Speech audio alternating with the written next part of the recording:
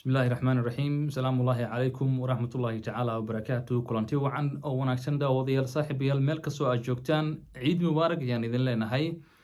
isku soo noqod wanaagsan tobankii ugu dambeysay bisha barakeysneed ee ramadaanka dabcan hawada ayaan ku kala maqnayn sabab la xiriira cibaado iyo inaan waqti siino bulshada daawadayaashan ugu xiranay bal cibaadaystaan tobanka dambe ee barakeysneed ee bisha barakeysneed ramadaankana ay ka faa'iidaystaan isku soo noqod wanaagsan mar kale waxaan dib u bilaabi doonaa muuqaaladeen ama barnaamijyadeen tooska ahaa oo aan isleenahay bulshada waxa ugu jirta faa'iido ama ay ka faa'iideysan karaan caawa haddii allaha awoodda la ogolaado kama hadlayno siyaasad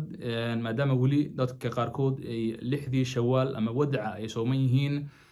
waxaan isku dayi doonaa inaan caawa iyo habeenada soo socdaba ilaa ay ka dhammaadaan lixda maalmood ee wadaca ama shawaalka inaan muhiimadda saarno ama aan ka fogaano siyaasadda iyo waxyaabaha la xiriira caawa waxaan diiradda saari doonaa qodobo 8 qodob ah oo kuu suurto gelinaya in aad heshid dhalashada dalka Turkiga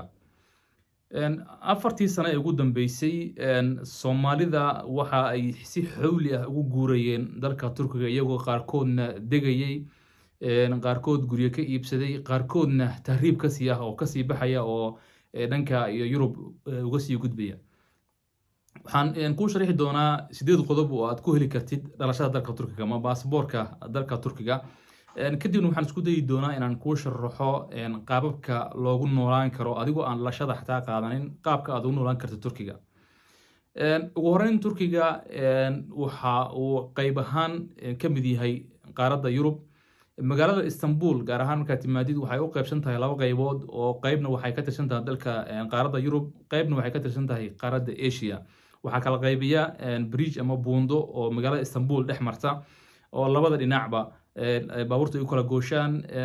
dhawaanna waxaa la rajeynayaa sida qorshaha uu yahay dalka Yurub inuu si buuxda ugu biiro ama dalka Turkiga inuu si buuxda ugu biiro qaaradda Yurub haddaba 8 qodob ayaad ku heli kartaa baasaboorka dalka Turkiga qodobka ugu horeeya waxa uu yahay in madaxweynuhu uu kugu abaal mariyo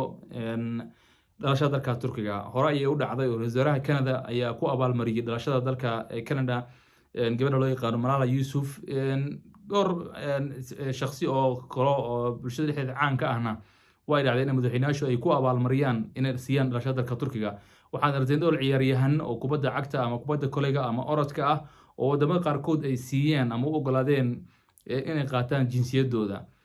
marka qodobka koowaad ee jinda dalka Turkiga aad ku heli kartid waa in madaxweynaha dalka Turkiga uu kugu abaal mariyo inaad qaadatid dhalashada dalka Turkiga waa qodobka koowaad qodobka labaad waxa uu yahay in awoowayaasha ama ayeeyaasha amaba qof kamida ehelkaaga uu asal ahaan ka soo jeedo dalka Turkiga tusaale ahaan haddii awowga aaba dhalay ama awowga hooyo dhalay ama ayeeyda ay Turkiga ka soo jeedo ama xitaa aabaha ama hooyada ay ka soo jeedo dalka Turkiga laakiin adigu aad ku dhalatay meel Turkiga ka baxsan waad tagi kartaa oo waxaad dalban kartaa jinsiyadda dalka Turkiga adigoo cadeynaya in asalkaaga ama rootkaaga uu ka soo jeedo dalka Turkiga qodobka labaad qodobka saddexaad waxa uu yahay in aad markaasi ka guursatid dalka Turkiga haddii aad gabar tahayna aad nin Turkisha guursatid haddii aad wiil tahayna aad gabar Turkisha guursatid shuruudo badan ayaa ku xiran in guur ahaan aad ku qaadatid dhalashada dalka Turkiga tusaale ahaan waxaa la xaqiijinayaa guurkiin inuu ahaa mid official ah oo uusan ahayn mid maxaa la yiraahdaa si hoose ku dhacay waxaa la fiirinayaa oo kale inaad caruur isu dhasheen oo haddii aad caruur isu dhasheen waxa ay tahay biyo kama dhibcaan ama soo noqoto waxaa la xaqiijinayaa guurkiinaad inaad waraaqihii saxda ahaa ee marriage certificate-ka iyo markhaatiyaashii aad haysataan yani sidoo kale iska diiwaan geliseen hay'adaha ay qusayso dalka Turkiga gudihiisa ku yaala haddii aad shuruudahaas oo dhan soo buuxisay marka aadna guursatay qof Turkisha haddii aad tahay gabarna wiil haddii aad wiil tahayna aad gabar Turkisha guursatay waxaad qaadan kartaa baasaboorka dalka Turkiga muddo 3 bilood gudahood qodobka afraad waxa uu yahay in aad 50 qof oo shaqaale ah ka shaqaaleysiisay dalka Turkiga 50 qof oo Turki ah wanaad ka shaqaaleysiisid gudaha dalka Turkiga tusaale ahaan haddii aad ka furatay company ama dukaamo waaweyn oo wholesaler ama supermarket aad furatay dad 50 qof gaaraya oo Turkishan ay ku shaqeeyaan waxaad haysataa fursad ah inaad qaadatid dhalashada dalka Turkiga muddo 3 bilood gudahood dabcan dalka turkiga shaqaalihiisa waxaa jira xeerar loo gooyo mushaar waxaa jira dowladda ay u goosay meel xad ayuu ka bilowdaa xadkaas ka hoos cid laguma shaqaalaysiin karo wixii ka sarreeya ku shaqaalaysiin kartaa marka xadka dowladda u goysay meesha ugu hooseysa lagu qaadan karo haddii aad 50 qof oo noocaas aad shaqaalaysiisay waxaad qaadan kartaa dhalashada dalka turkiga muddo 3 bilood ah gudahood sidoo kale haddii aad guri ka iibsatid apartment ha noqdo guri yaroo kooban ha ahaado dhul ha ahaado adiga hanti noocaas haddii aad ka iibsatid dalka turkiga muddo 5 sano ahna aad deganayd gurigaasi waxaad heli kartaa inaad qaadatid dhalashada dalka turkiga laakiin waa 5 sano kadib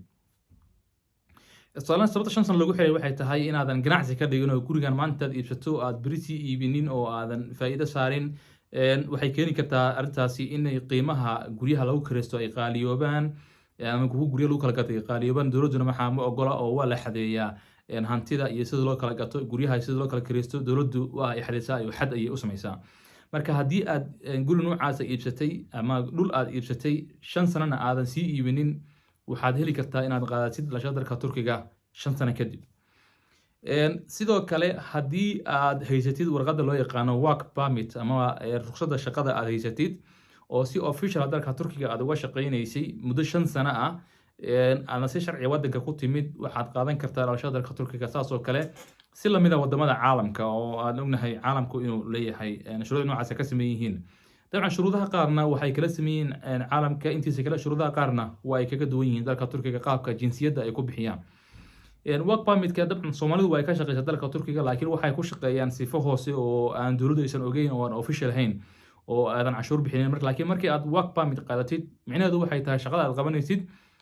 dadka turkida uma qaban karaan haddii ay qabtaan waa yar yihiin oo in kooban ayaa taqaano waa cilmi gaar ah oo aad adigu gari aad taqaanid ama dadka yaqaana ay kooban yihiin shaqada noocaas oo kale waa lagu qaadan karaa dalka turkiga si sifo sharci ah ayaan lagu diiwaan gelin karaa work permit ama ruqsad shaqo ayaad qaadan kartaa haddii marka ruqsadda shaqo aad 5 sano haysatay waxaad xaq u leedahay inaad qaadatid dhalashada dalka turkiga 5 sano kadib adigoo 5 sano cashuur bixinayay sidoo kale waxaan la ogolayn 5 sano inaadan 6 bilood in ka badan waddanka aad ka maqnayn oo 6 bilood ka badan aad maqnayn haddii 6 bilood ka badan aad maqnayd 5 sano tiradii meesha ay ku mareysay waa cancel dib ayaa marka la soo bilaabay salaana adigoo 2 sano joogay haddii aad sanad maqnaatid waa sano kadib soo noqotid 2 sano lama xisaabinayo oo hadda kadib ayaa lagu soo bilaabaya 5 sano shuruudu waxay tahay 6 bilood ka badan inaad waddanka ka maqnaanin qodobka kale waxa uu yahay waa inaad hanti ugu yaraan 500,000 oo dollar ah aad dhigatid bangiyada dalka turkiga ama ka badan 600 milyan dollar ayaad dhigan kartaa laakiin ugu yaraan waa inay hantidaas aysan ka yaraanin 500,000 oo dollar hantida bangiyada ku taala aadana kala bixin ma aha hanti shaqaynaysa oo isbedelaysa oo maanta 400 noqonaysa beri 500 noqonaysa lama rabo 500,000 oo si toos ah bangiyada kugu taala dalka turkiga gudihiisa ayaad ku qaadan kartaa dhalashada dalka turkiga muddo 3 bilood gudahood 500,000 waa inaadan waxba ka bedelin waa inaadan aysan ahayn lacag shaqayso oo isbedelaysa sidoo kale markii aad qaadatid kadib markaad jinsiyadda qaadatid dabcan waxaa tahay markaa qof xura oo waxa uu doono ku samayn karaa lacagtiis laakiin waa inaadan lacagtaas 500,000 aad bangiyada ka bixinin ilaa ay kaaga buuxsamayso shuruudihii lagaa rabay qodobka ugu dambeeya waxa uu yahay inaad iibsatid guri ama hanti qiimaheedu uu gaarayo 250,000 oo dollar dabcan 250,000 dollar markay tahay waxaa jirta oo kale canshuura jira waxaa jira wasaaradda ama ku qosayso hantiyo waxaa jira ama lacag waxaa jira yaryar oo markaas iyaguna bixi doona oo sida evaluation kale guryaha waxaa jirta wax guryaha qiimaysa guriga markaa qiimo u goosatid waxaa jirta u qaabilsan qiimaynta guriga lacagta guriga la iibinayo iyo gurigu ma isu qalmaan haddii ay tahay dhulkan iyo lacagta lagu iibinayo ma isu qalmaan dabcan waxaa la diidan in meesha laga saaro ama waxaa la in meesha laga saaro in corruption ama musuqmaasuq uu soo galo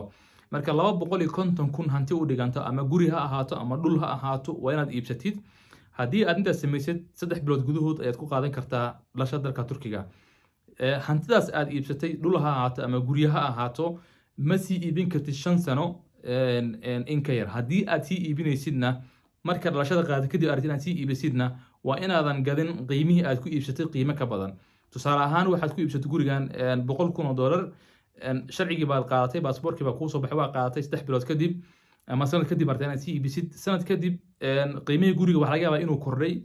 oo 150,000 uu yahay laakiin adiga ma iibin kartid 150,000 waa inaad 100,000 aad ku iibsatay una ku sii gadid